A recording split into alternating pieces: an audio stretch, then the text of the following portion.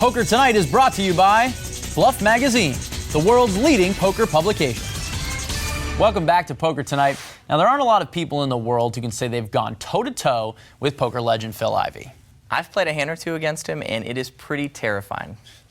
One guy who really knows that terror, though, is Paul Jackson, who battled Phil heads-up for the 2005 Monte Carlo Millions title. On tonight's edition of In the Tank, via Skype video chat from London, Paul Jackson recounted his bluff attempt versus Ivey. Phil started the hand with a 4-1 chip lead and held Queen-8 of hearts, while Jackson held 5-6 offsuit. Let's pick up the action on the flop of Jack-Jack-7 with 2 clubs. On the flop, he bet out, and to be honest, he bet about half the pot, and it looked just like a standard continuation bet. And I felt that A, because the probability was he never had a hand, and B, because I hadn't really been making too many moves on him, I thought it was quite reasonable to expect him to give me credibility and respect for a hand, and I'd actually get away with the re-raise. And look at this, re-raise by Jackson. Wow. To 170,000. Well, there you are. Re-raises to 320,000. It's right back in the face of Paul Jackson. Phil Ivey's nothing is a little bit better than Paul Jackson's, but nobody connected with that flop, and here they are, raise, re-raise, re-raise. Right.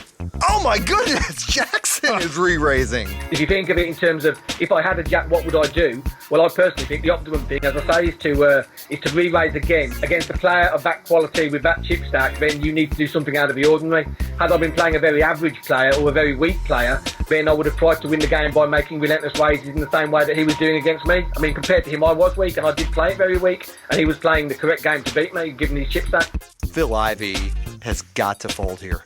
I remember when the 10 or 12 minute spell went before he actually moved all in the hand, when he just stared at me, whilst looking around as well, obviously, but certainly stared at me for a long period of time, and I felt very, very uncomfortable. And when I saw the TV coverage, it brought back how uncomfortable it was to have him staring across the table at you, because I think I looked very uncomfortable.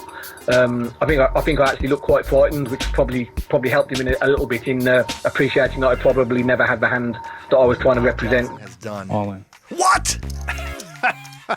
That's why we're here and they're there. Absolutely astonishing poker. It's a good laydown, wasn't it? He said it was a good laydown, and he's going to do just that. Phil Ivey is the guy who did not blink. Before that hand was even dealt, I've decided that whatever happened, I was going to do everything possible to win that hand. And unless I had very good reason during the play of the hand to actually believe that I had to fold, then I was going to do everything I could to actually win it, basically to stop his momentum from building. I played very, very weak. I think I played like a frightened sheep in headlights, and should have done an awful lot better. I would have been out of there on the first raise. That's pure poker. Who's going to blink first? And I'm pretty sure Phil doesn't ever blink. All right, well, speaking of running away scared, it's time for Dana Workman and the Weekly Misdeal, brought to you by Bluff Magazine, the world's leading poker publication. Thanks, guys. Welcome to the Weekly Misdeal, your one-stop shop for all poker's meanest headlines, from soup to the nuts. A world record was set last weekend with the largest online poker tournament ever held. Almost 150,000 players participated from around the globe, and the event also set the record for the most bad beat stories told in a single day. A Trekkie sued Christie's auction house for selling Star Trek poker memorabilia that was never even used on the show. The man, who dropped $25,000, claims it's the biggest waste of money since his high school prom tickets. It also says here that I'm supposed to make some joke about him playing with a stacked holodeck, but I'm a girl, so I have no idea what that means. Nerd alert!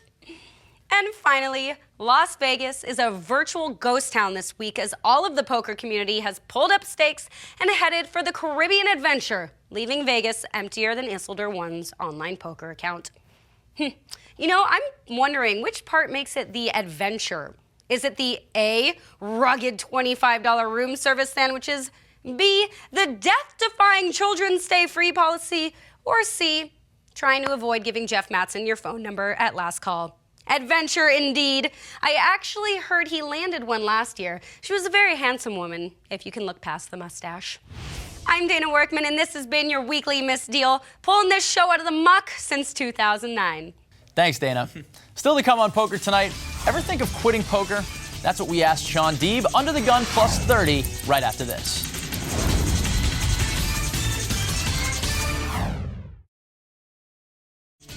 Poker Tonight has been brought to you by UB.net. Welcome back to Poker Tonight. I'm Scott Huff, and alongside me is Joe Sebok. And Joe, it seems like for the people who watch tournament poker at home, they watch you poker pros play for 7 days, make $1 million, $2 million bucks. It makes it seem pretty easy. Well, when you look at it that way, 7 days for $1 million, obviously it's pretty sweet. But the old adage, about poker being the most difficult way to make an easy living is very, very true. People see the millions, they see the travel and the glitz, but they don't see the heartbreak that comes when you don't cash or you get close to winning a tournament. So I'd be lying if I said that poker players didn't think, from time to time about quitting. And you've thought about quitting? Yes. But I won't quit. I will not quit. But it has crossed my mind. All right.